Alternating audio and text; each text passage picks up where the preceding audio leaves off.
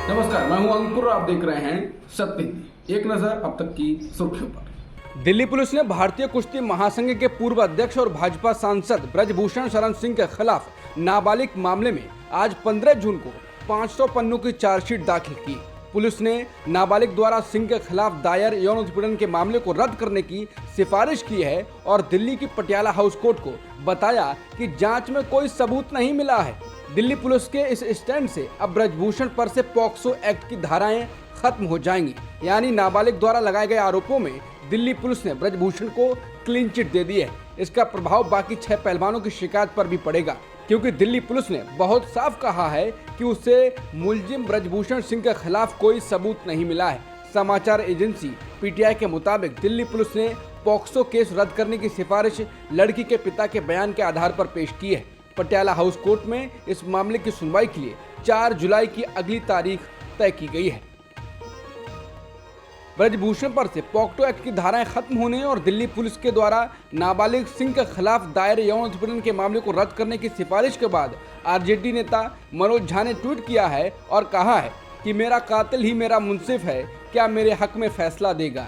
बता दें, पहलवान इस मामले को लेकर लंबे समय से विरोध प्रदर्शन कर रहे थे और वो लगातार ब्रजभूषण की गिरफ्तारी की मांग कर रहे थे, लेकिन इससे उनको बड़ा झटका लगा है।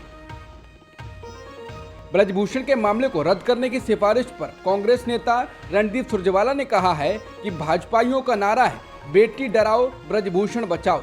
बेटियों से दुराचार के आरोपी को बचाने के लिए तानाशाह का तंत्र तैनात है।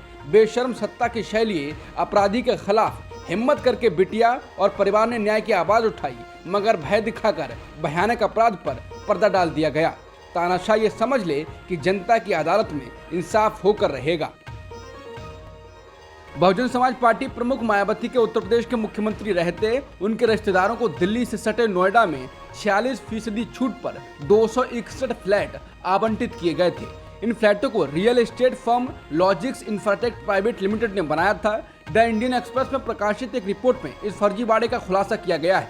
इंडियन एक्सप्रेस के नए खुलासे में पता चला है कि फ्लैट आवंटित करने की प्रक्रिया धोखाधड़ी पूर्ण थी, जिसमें करोड़ों रुपए घपलेबाजी की बात सामने आई है। मायावती की भाई भाभी को फ्लैट आवंटित करने की प्रक्रिया धोखाधड़ी और अंडर वैल्यूएशन पर आधारित थी। रिपोर्ट के अनुसार साल 2007 में मायावती उत्तर प्रदेश की मुख्यमंत्री बनी और 2010 में लॉजिक्स इंफ्राटेक का गठन हुआ। गठन के 2 महीने बाद ही कंपनी ने मायावती के भाई आनंद कुमार और उनकी पत्नी विचित्र लता को नोएडा के ब्लॉसम ग्रीन में 2 लाख स्क्वायर फुट जमीन एक एग्रीमेंट के तहत बेच दी। इसे 2300 और 2350 रुपए प्रति वर्ग फुट के दाम पर बेचा गया। इस कीमत पर आनंद कुमार को ये संपत्ति 46.02 करोड़ रुपए में मिली, जबकि विचित्र लता को ये 46.93 करोड़ रुपए में मिली। इस समझौते के 3 महीने बाद उत्तर प्रदेश के सरकार के तहत आने वाली नोएडा अथॉरिटी ने 22 टावर बनाने के लिए कंपनी को 24.74 एकड़ की जमीन लीज पर दे दी। ये जमीन ब्लॉसम ग्रीन्स नाम के कॉम्प्लेक्स में 22 टावर बनाने के लिए दी गई थी। गलवान घाटी की घटना के 3 साल पूरे हो गए हैं। आज ही के दिन भारतीय और चीनी सैनिक पूर्वी लद्दाख के क्षेत्र में भिड़ गए थे, जिसमें भारतीय सेना के 20 जवान शहीद हो गए थे। वहीं अब कांग्रेस अध्यक्ष मल्लिकार्जुन खड़गे ने पीएम मोदी पर हमला बोला है। कांग्रेस अध्यक्ष मल्लिकार्जुन खड़गे ने आरोप लगाया कि चीन के मामले पर सरकार ने लोगों को अंधेरे में रखा है। उन्होंने कहा कि मोदी सरकार की लाल आंख धुंधली पड़ गई है, जिस पर उसने चीनी चश्मा पहन रखा है। उन्होंने कहा कि विपक्ष में रहकर हमारा काम है देश को चीनी विस्तारवादी नीति के खिलाफ एकजुट रखना और मोदी सरकार के चीनी चश्मे उतार फेंकना। सीबीआई को तमिलनाडु में किसी भी तरह की जांच शुरू करने या एक्शन लेने से पहले तमिलनाडु सरकार की अनुमति लेनी होगी। तमिलनाडु बुधवार को उन विपक्षी शासित राज्यों में शामिल हो गया जिन्होंने सीबीआई की जांच के लिए एक सामान्य सहमति वापस ले ली है। केंद्रीय एजेंसी को अब राज्य में और वहां के निवासियों के खिलाफ जांच करने के लिए राज्य सरकार की अनुमति लेनी होगी। मीडिया रिपोर्ट के मुताबिक डीएमके सरकार का यह कदम उसके मंत्री वी सेंथिल बालाजी को मनी लॉन्ड्रिंग मामले में ईडी द्वारा गिरफ्तार किए जाने के चंद घंटों बाद आया है। सरकार ने बिजली मंत्री के घर और कार्यालय की तलाशी लेने के ईडी के कदम का कड़ा विरोध किया था। विधि आयोग ने बुधवार को समान नागरिक संहिता के मसले पर नए सिरे से परामर्श मांगने की प्रक्रिया शुरू की है।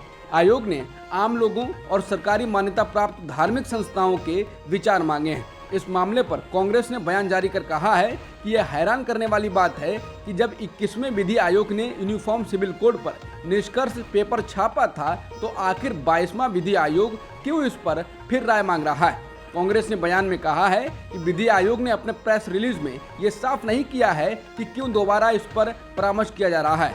सही कारण ये है कि 21वें आयोग ने लंबी समीक्षा के बाद ये पाया था कि यूनिफॉर्म सिविल कोड की अभी ना ही जरूरत है और ना ही ये वांछित है। ये नरेंद्र मोदी सरकार के उन कोशिशों का हिस्सा है जिसके तहत वो बांटने वाले अपने एजेंडे को जायज ठहराना चाहते हैं। विनाशकारी तूफान बिपरजॉय गुजरात तट से 200 किलोमीटर से भी कम दूरी पर है और आज गुरुवार शाम को तट पर पहुंचने की संभावना है। सरकार का दावा है कि बारिश और तूफान के मद्देनजर निचले इलाकों में रहने वाले 74,000 लोगों को निकाला गया है। प्रशासन ने कच्छ जिले में समुद्र के किनारे से लेकर 10 किलोमीटर के बीच स्थित लगभग 120 गांवों को पूरी तरह खाली करा लिया है। भारत मौसम विज्ञान विभाग के अनुसार बिपरजॉय के जगाऊ बंदरगाह के पास बहुत गंभीर तूफान के रूप में आने की उम्मीद है, जिसमें अधिकतम हवा की गति 150 किलोमीटर प्रति घंटे तक पहुंच सकती है। अब तक की खबरों में इतना ही। बाकी खबरों के लिए बने रहिए सत्यहिंदी.com के साथ।